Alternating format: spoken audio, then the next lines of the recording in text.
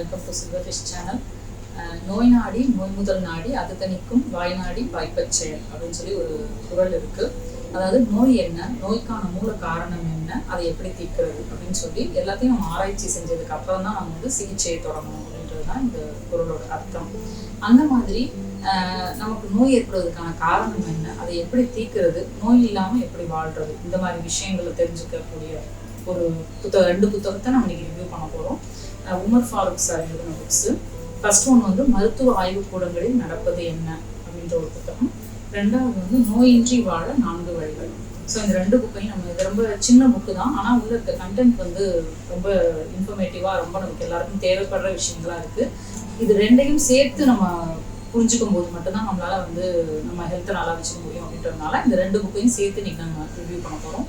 First வந்து மருத்துவ ஆய்வுக்கூடங்களில் நடப்பது என்ன அப்படின்ற இந்த புக்கை வந்து நம்ம ஃபர்ஸ்ட் அதில் என்னென்ன இம்பார்ட்டன்ட் பாயிண்ட்ஸ்லாம் கொடுத்துருக்காங்க அப்படின்றத நம்ம ரிவ்யூ பண்ணலாம்.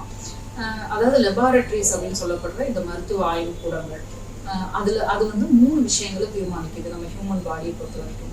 அதாவது நம்ம உடம்பு வந்து நல்லா இருக்கா இல்லையா, நம்ம உடம்புல என்னென்ன டிசீஸ்லாம் இருக்கு, எந்தெந்த பார்ட்ஸ்லாம் நம்ம சர்ஜரி பண்ணி ரிமூவ் பண்ணணும், இந்த 3 விஷயங்களை டிசைட் பண்ணுறது வந்து லெபார்டரிஸ் தான்.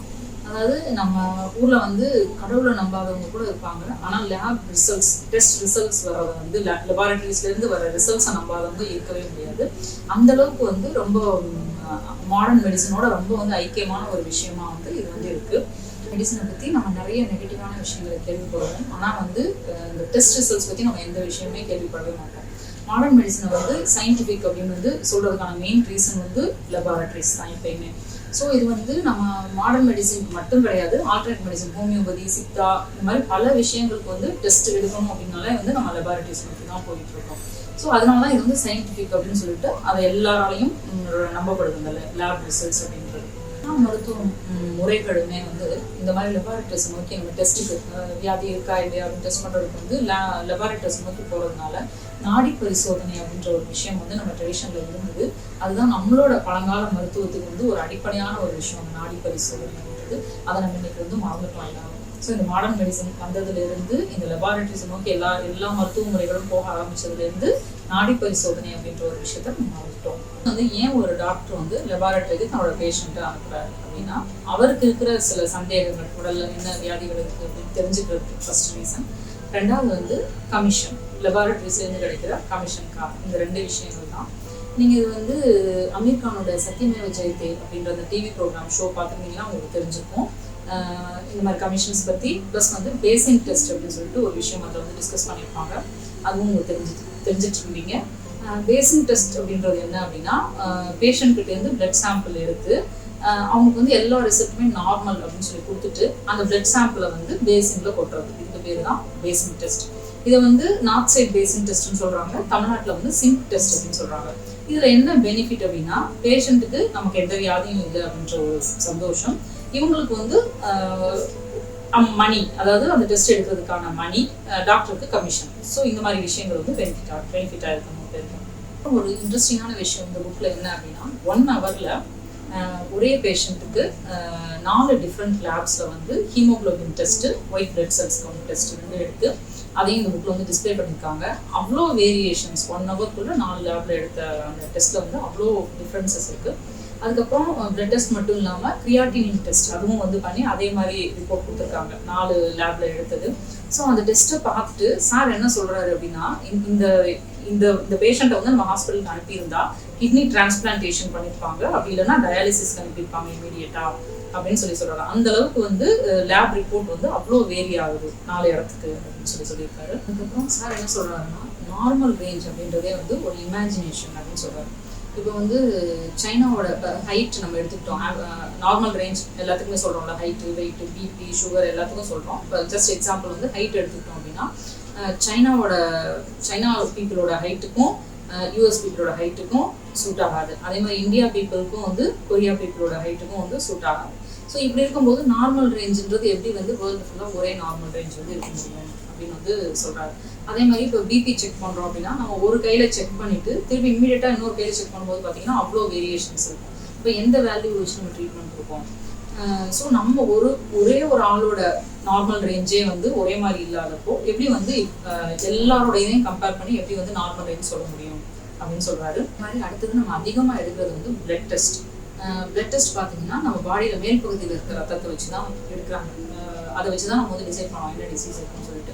மேல் பகுதியில் இருக்க உடம்புல மேல் பகுதியில் இருக்க ரத்தம் வந்து எப்பயுமே வந்து இம்பியூர் பிளட்டாக இருக்கும் அப்படின்னு சொல்றாரு. நம்ம பியூர் பிளட்டை எடுக்கணும்னா நம்ம தசைகளுக்கு உள்ள இருக்க அந்த பிளட்டை தான் எடுக்கணும் அப்படின்னு சொல்றாரு. ஸோ எப்படி இருந்தாலும் பிளட்டை எடுத்துட்டு அதுக்கப்புறம் அதை டெஸ்ட் பண்றது வந்து அட்லீஸ்ட் 1 hour கேப் இருக்கு இல்லையா. ஸோ நம்ம எப்பவுமே பாஸ்ட் விஷயத்தை வச்சு தான் ஏற்கனவே எடுத்த ஒரு விஷயத்தை தான் நம்ம வந்து எடுக்கிறோம். அப்போ எடுத்து 1 மணி நேரம் 2 மணி நேரம் கழிச்சு நம்ம ரிசல்ட் பார்க்கும்போது அது மாறி இருக்கவும் வாய்ப்பு இருக்கு இல்லையா.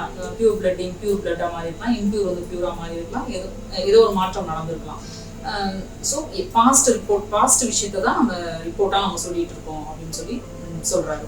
இப்போ பிளட்டை கலெக்ட் பண்ணி வச்சுட்டு நம்ம உடனே ரிப்போர்ட் எடுக்கலைன்னா என்ன ஆகும், அதை டெஸ்ட் பண்ணலைன்னா என்ன ஆகும் அப்படின்னா அது வந்து ஏர் ஹீட் அதோடலாம் ரியாக்ட் பண்ணக்கூடிய தன்மை வாய்ந்தது பிளட் அப்படின்னு சொல்றாரு. இப்போ ஹார்மோன் டெஸ்ட்லாம் எப்படி எடுக்கிறாங்க அப்படின்னா பிளட் சாம்பிள் இன்னைக்கு எடுத்தாங்க அப்படின்னா மும்பையில மட்டும் தான் எடுக்கிறாங்க ஹார்மோன் டெஸ்ட். ஸோ 2 days கொரியர்ல போகுது அந்த பிளட் சாம்பிள். 2 days கழிச்சுன்னா நமக்கு வந்து அங்கே டெஸ்ட் எடுத்து அதுக்கப்புறம் தான் நமக்கு வந்து ரிப்போர்ட் வருது. அப்போ அது எப்படி வந்து கரெக்டாக இருக்க முடியும் அந்த மாதிரி ரிப்போர்ட்டு.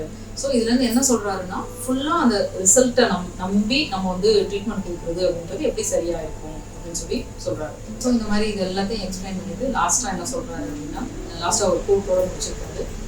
மருத்துவ உலகம் குணமடையட்டும், மக்கள் நோய்களில் இருந்து விடுபடுவார்கள் அப்படின்னு சொல்லி ரொம்ப ஒரு அழகான தமிழ்ல ஒரு 2 வரிகள் சொல்லி முடிச்சிருக்காரு இந்த புத்தகத்தை. ரொம்ப நல்லா இருக்கு. இந்த புக்கை வாங்கி கண்டிப்பா எல்லாரும் படிங்க. இதுக்கப்புறம் அடுத்து நெக்ஸ்ட் புக் நம்ம பார்ப்போம். இப்போ வந்து நான் ஏற்கனவே சொன்ன மாதிரி நோயின்றி வாழ 4 வழிகள். இதுல என்னென்ன பத்தி தான் சொல்றாரு. 4 வழிகள் என்னென்ன அப்படின்னா பசி, தூக்கம், தாகம், ஓய்வு. இது 4 பத்தி. இதனால எப்படி முறைப்படுத்தி நம்மளை வந்து ஆரோக்கியமா வச்சுக்கிறது, நோய் இல்லாம எப்படி வாழ்றது அப்படின்றத பத்தி சொல்லியிருக்காரு. ஃபர்ஸ்ட் விஷயம் சொல்றது வந்து பசி. பசியை பத்தி என்னென்ன சொல்றாங்க அப்படின்னா எப்போ சாப்பிடணும், எப்படி சாப்பிடணும், எவ்வளோ சாப்பிடணும், இந்த மாதிரி விஷயங்களை வந்து எக்ஸ்பிளைன் பண்ணியிருக்காரு. இப்போ பசிக்கும் போது மட்டும்தான் சாப்பிடணும். பசி இல்லாம சாப்பிட்டோம் அப்படின்னாக்க வந்து நல்லா இருக்காது உடம்புக்கு அப்படின்னு சொல்றாரு. அதே மாதிரி அதிகமா சாப்பிட்டுட்டே பசி இல்லாம சாப்பிடும்போது அந்த எக்ஸஸ் ஃபுட் என்ன ஆகும்னா வேஸ்டா ஆயிடும். வேஸ்ட் மாதிரி ஆயிடும் நம்ம உடம்புல. அதாவது நம்ம எக்ஸஸ் ஃபுட்டை என்ன பண்ணுவோம், எப்பவுமே வந்து டஸ்ட்பின்ல போடுவோம். வேஸ்ட் ஆகுதுன்றதுக்காக நம்ம சாப்பிட்டோம்னா டஸ்ட்பின்ல போடுற மாதிரி அது ஒரு வேஸ்ட் ஃபுட்டா மாறிடும் அப்படின்னு சொல்றாரு. அளவுக்கு அதிகமா சாப்பிடும்போது வந்து நமக்கு அல்சர் வரும். தேவையான அளவை நல்லா பசிக்கும் போது சாப்பிடணும் அப்படின்னு சொல்றாரு. அதே மாதிரி சாப்பிடும்போது நல்லா சூ பண்ணி நல்லா மென்று சாப்பிடணும். அதாவது நொறுங்க தின்றால் 100 வயது அப்படின்னு சொல்லி தமிழ்ல ஒரு கூட்டு இருக்கு. அந்த மாதிரி நல்லா மென்று சாப்பிட்றத வந்து நல்லா மென்று சாப்பிடணும். நம்மளோட பற்கள் வந்து நல்லா மென்று சாப்பிட்றதுக்கு தான். ஸோ நம்ம வந்து சாப்பாட்டை நல்லா கான்சென்ட்ரேட் பண்ணி சாப்பிடும்போது நல்லா மென்று சாப்பிட்டோம் அப்படின்னா நம்ம அளவுக்கு அதிகமாக சாப்பிட மாட்டோம். கரெக்டாக தேவையான அளவு நம்ம உடம்புக்கு எவ்வளோ தேவையோ அந்த அளவு நம்ம வந்து சாப்பிடுவோம் அப்படின்னு சொல்றாரு. ஸோ பசியை பற்றி முக்கியமான விஷயம் இதுதான். தூக்கத்தை பற்றி என்ன சொல்றாரு அப்படின்னா simple. Night 11 to early morning 3 o'clock வரைக்கும் நல்ல டீப் ஸ்லீப்ல எல்லாரும் இருக்கணும். அதாவது 11க்கு தூங்க போகக்கூடாது. அதுக்கு முன்னாடியே நம்ம தூங்க ஆரம்பிச்சிடணும். இப்போ 11லேருந்து 3 வரைக்கும் டிஸ்டர்பன்ஸ் இல்லாத ஒரு நல்ல ஸ்லீப் வந்து இருக்கணும். ஏன்னா நச்சுத்தன்மை அகற்றும் பணிகள் எல்லாம் வந்து அந்த நேரத்துல தான் நம்ம உடம்பு வந்து செய்யும். ஸோ அந்த நேரத்தில் தூக்கம் வந்து எல்லாருக்குமே ரொம்ப இன்றியமையாதது அப்படின்னு சொல்றாரு. ஸோ கண்டிப்பா அந்த நேரத்துல தூங்கணும் அப்படின்னா நம்ம உடம்பு வந்து ரொம்ப ஹெல்த்தியா இருக்கும் அப்படின்னு சொல்றாரு. ஸோ நேரத்துல பாத்தீங்கன்னா மார்னிங் நம்ம எழுந்திரிச்சோம்னா ரொம்ப டயர்டா ஃபீல் பண்ணுவோம். அப்படின்னா என்னன்னா அதோட வேலையை வந்து உடம்பு வந்து செய்யலை சரியா அப்படின்னு அர்த்தம். அதாவது 11 to 3 நம்ம சரியான தூக்கத்துல இல்லை மேபி அப்படி இருக்கலாம். ஸோ அந்த மாதிரி நம்ம உணர்ந்தோம்னா நெக்ஸ்ட் டேல இருந்து நம்ம வந்து சரியா தூங்க ஆரம்பிக்கணும். சீக்கிரமா தூங்கி 11 to 3 ஸ்லீப்ல இருக்க மாதிரி நம்ம வந்து பார்த்துக்கணும். அடுத்தது இது வந்து தூக்கம். ஓய்வுன்றது என்ன அப்படின்னா தேவையான நேரத்துல கொஞ்சம் கொஞ்சம் பிரேக் கொடுக்குறது. இப்போ வந்து ரொம்ப நேரம் நின்றுட்டே வேலை செஞ்சா கொஞ்ச நேரம் உட்காந்துக்கிறது, ரொம்ப நேரம் உட்காந்துட்டே வேலை செஞ்சா கொஞ்ச நேரம் எந்திரிச்சு நடக்கிறது. இந்த மாதிரி விஷயங்கள் நிறைய வேலை பார்த்துட்டே இருந்தோம் அப்படின்னா பகல்ல வந்து ஒரு 1/2 மணி நேரம் 10 நிமிஷம் தூங்கிக்கிறது. இதுக்கு பேர் தான் ஓய்வு. ஸோ தூக்கத்துக்கும் ஓய்வுக்குமான டிஃப்ரென்ஸ் வந்து இதுதான். தூக்கம்ன்றது கண்டினியூஸ் ஸ்லீப் அட் நைட். ஓய்வு அப்படின்றது வந்து தேவையான நேரத்தில் நம்ம தொடர்ந்து ஒரே வேலையை செய்யும் போது கொஞ்சம் மாற்றி அதுக்கு வந்து வேற வேலையை மாற்றி கொடுக்குறது, இல்லைன்னா ரெஸ்ட் கொஞ்சம் நேரம் கொடுக்குறது. அதுதான் வந்து ஓய்வு.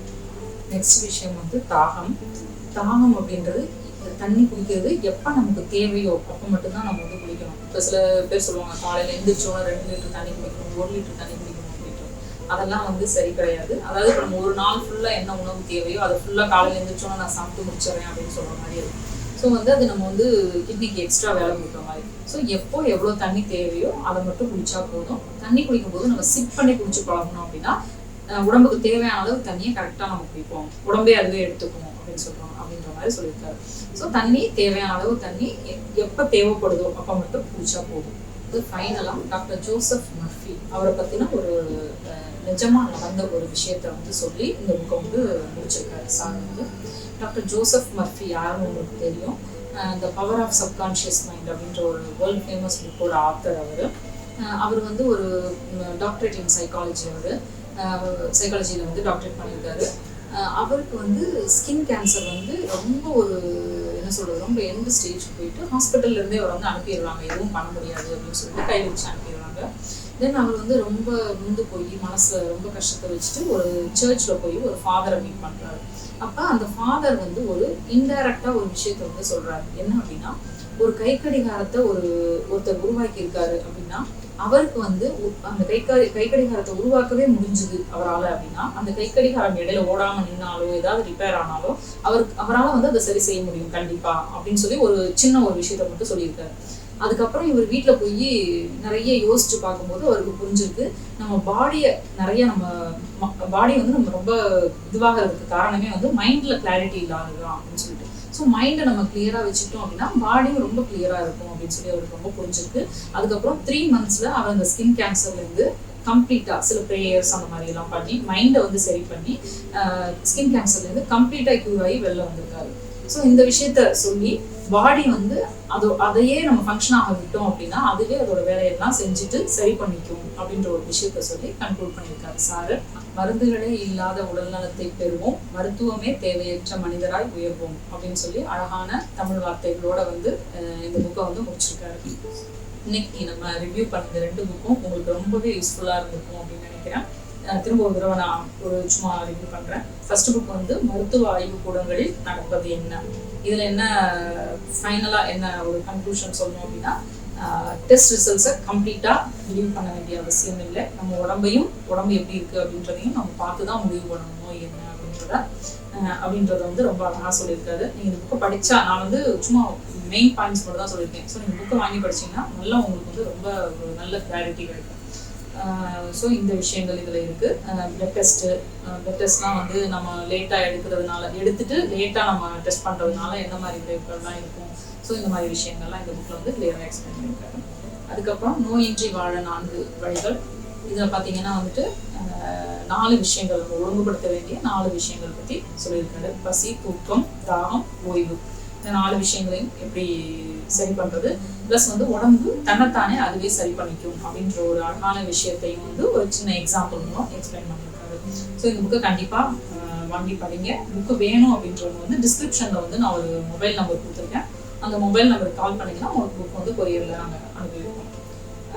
ஸோ புக்கை படிக்க எல்லாம் தயாராகிட்டீங்கன்னு நினைக்கிறேன். வாங்கி கண்டிப்பாக படிங்க. படிச்சுட்டு உங்களோட கமெண்ட்ஸை வந்து ஷேர் பண்ணுங்கள்.